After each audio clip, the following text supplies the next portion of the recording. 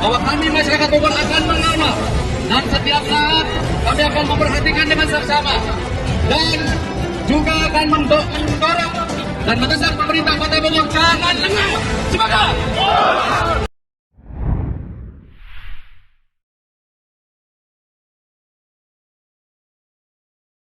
Bismillahirrahmanirrahim. Assalamualaikum warahmatullahi wabarakatuh.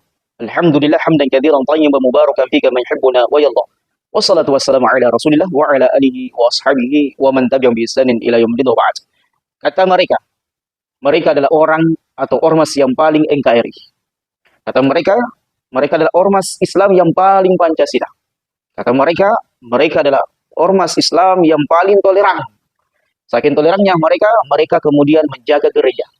Saking toleran mereka sangat antusias, sangat suka, sangat senang, bahkan loyal. Cium tangannya Paulus ketika Paulus datang dan mereka sambut. Namun sungguh sangat menyedihkan dan mengiris hati kaum muslimin ketika ada pengajian sunnah mereka cekal.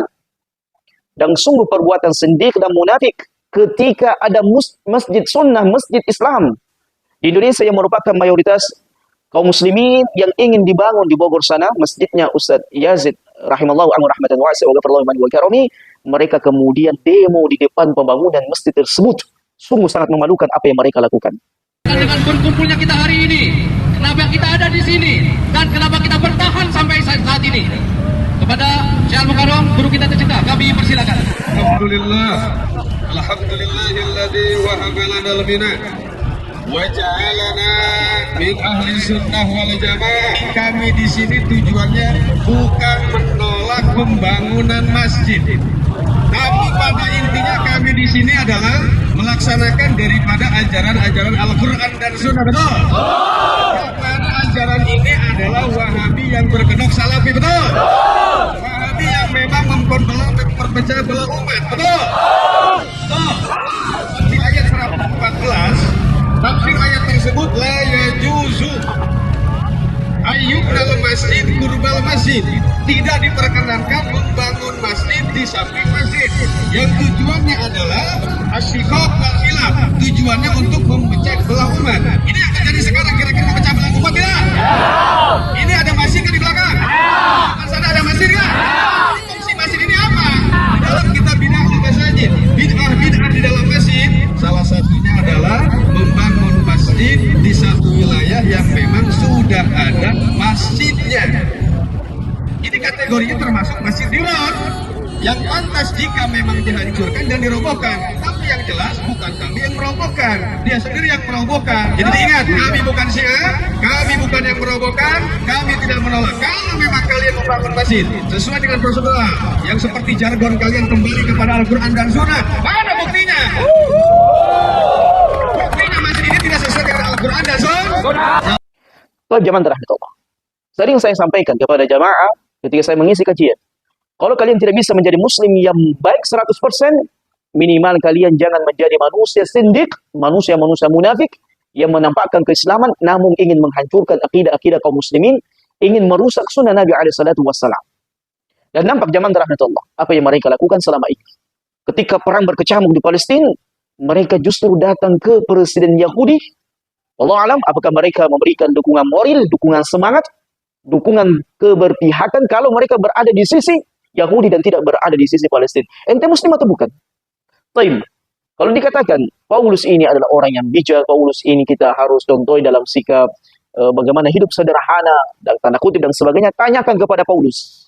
Bagaimana kaum muslimin yang ada di India? Tanyakan kepada Paulus bagaimana kebebasan beragama kaum muslimin yang ada di Eropa, yang ada di Italia.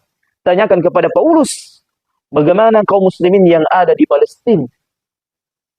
Seharusnya Paulus berkuar-kuar, berteriak kepada orang Yahudi, hentikan kebijakan pembunuhan secara keji di Palestina. Seharusnya dia sangat berteriak. Tapi kenapa jamaah rahmatullah? Karena kita tahu Paulus memiliki misi ketika dia menjelajahi dunia ini. Dan misinya tidak lain adalah misionaris. Baik. Allah katakan dalam firman-Nya, dan ini adalah merupakan ketegasan yang Allah Subhanahu wa taala sampaikan kepada kaum muslimin, hati-hati. Jangan kalian wala, cinta, menyanjung, tunduk kepada orang-orang Yahudi dan Nasara sementara kalian benci kepada kaum muslimin. Ini tidak boleh. Allah katakan, ya ayyuhalladzina amanu la tattakhidul yahuda wan nasara awliya ba'dhum awliya ba'd wa man yatawallahum minkum fa innahu minkum. Allah katakan, wahai orang-orang yang beriman, jangan kalian menjadikan orang Yahudi dan Nasara itu wali. Orang-orang yang dijadikan sebagai teladan, pemimpin, orang yang kalian contohi, teladani. A'udzubillah. Kemudian Allah katakan, wa may yatawallahu minkum, siapa saja di antara kalian yang wala kepada mereka, fa innahu minkum, karena sesungguhnya mereka termasuk orang tersebut. Hati-hati. Ini bukan perkara ringan, perkara sepele. Mencium tangan si Paulus, bahkan kemudian seolah-olah tangan Paulus membaptis kepala kalian, menyanjung dia, kemudian seolah-olah kalian mencintai apa yang dia lakukan dalam bentuk hidup sederhana. Hati-hati. Ini mungkin di antara perkara yang bisa membuat keimanan Anda terancam. Bagaimana mungkin kita mencintai, loyalitas, menyanjung orang yang Allah murkai, orang yang Allah hinakan, orang yang Allah benci, orang yang kata Allah Jalla Jalla dalam firman-Nya, innal ladzina kafaru min ahli kitab wal musyrikina fi nari jahannam khalidina fiha ulaika hum syarrul bariyah. Bagaimana mungkin kita sangat mencintai, loyal, menyukai, merindukan, mengagumkan orang-orang yang Allah katakan mereka adalah seburuk-buruk manusia. Mereka kekal di dalam neraka. Orang yang Allah benci, orang yang Allah murkai. Bagaimana kita mungkin seorang mukmin menganggap diri kita sebagai seorang mukmin tetapi loyal, cinta, menyanjung, mengagumkan orang-orang yang dimurkai oleh Allah Jalla Jalaluhu. Sementara ada ustaz sunnah yang mengajarkan tauhid, kalian benci, kalian intimidasi, kalian cekal, kalian bubarkan kajiannya. Allahu Akbar. Dari mana sikap seorang mukmin yang benar-benar beriman kepada Allah dengan memiliki wala dan bara yang terbalik? Yang seharusnya wala kepada cinta kepada orang beriman, benci kepada orang kafir. Kenapa dibalik? Membenci orang beriman, orang yang bertauhid, menegakkan sunnah, sementara orang kafir itu dibela, kemudian disanjung, kemudian dipuja-puji. Allahu Akbar. Bahkan, ya sungguh sangat miris apa yang dikatakan oleh imam besarnya Masjid Istiqlal, bahwasanya Masjid Istiqlal ini bukan milik satu kelompok saja, tetapi ini adalah milik orang yang beragama. Ini bahaya ngawur ini. Menampakkan kebodohan di atas kebodohan, jahil murakkab. Bagaimana mungkin ente mengatakan masjid adalah milik kaum agama yang lainnya? Allahu Akbar. Dari mana tafsiran orang yang beragama seperti ini yang diangkat sebagai imam besar? Bisa berstatement, bisa memberikan ucapan seperti ini. Ketika si Paulus datang, ini musibah. Merupakan di antara bentuk kebodohan di atas kebodohan. Jahil murakkab. Yang tidak pantas orang ini menjadi imam besar. Tidak pantas. Dengan statement yang seperti ini. Kemudian Allah katakan, wa idh qala Ibrahimu li abihi wa qaumi innani bara'un mimma ta'budun. Ingatlah ketika Ibrahim mengatakan kepada bapaknya dan kepada kaumnya, sesungguhnya kami berlepas diri dari semua peribadatan yang kalian ibadai selain daripada Allah. Maka tidak boleh seorang muslim wala kepada orang kafir, menampakkan kecintaan, kerinduan, kesenangan, kesanjungan kepada orang-orang kafir yang dimurkai oleh Allah Subhanahu wa taala. Kemudian menampakkan kebencian, menuduh ahli sunnah kaum muslimin yang di atas tauhid mereka radikal, mereka teroris. Na'udzubillah. Dari mana pemahaman rusak yang seperti ini? Ini merupakan akidah yang rusak zaman Allah yang dipertontonkan sebagian ormas yang mengaku NKRI Pancasila yang paling toleran. Pada hakikatnya mereka adalah orang-orang intoleran. Dan pada hakikatnya mereka adalah orang-orang yang bukan Pancasila dan NKRI. Dari mana sikap seperti ini? Mereka menganggap dirinya negarawan, kemudian agamais. Orang-orang yang berjalan di atas agama ini. Ini bukan sikap seorang mukmin.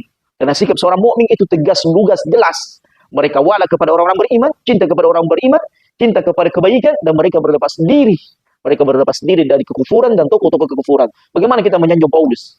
Paulus di antara manusia yang melegalkan LGBT, melegalkan kerusakan, melegalkan kaum Sodom, kaumnya Nabi Lut alaihissalatu wassalam. Dia melegalkan keburukan, kejelekan yang akan menimpa manusia, peradaban manusia. Tidak usah berbicara tentang agama, tentang hukum LGBT. Kalau kita berbicara tentang kemanusiaan saja, bahwasanya LGBT ini sangat merusak generasi manusia. Ingin merusak, menghancurkan generasi manusia. Maka bagaimana mungkin kita menyanjung orang yang ingin merusak dengan slogan menyebarkan kasih. Ini pada hakikatnya dia ingin menyebarkan kerusakan di tengah-tengah manusia.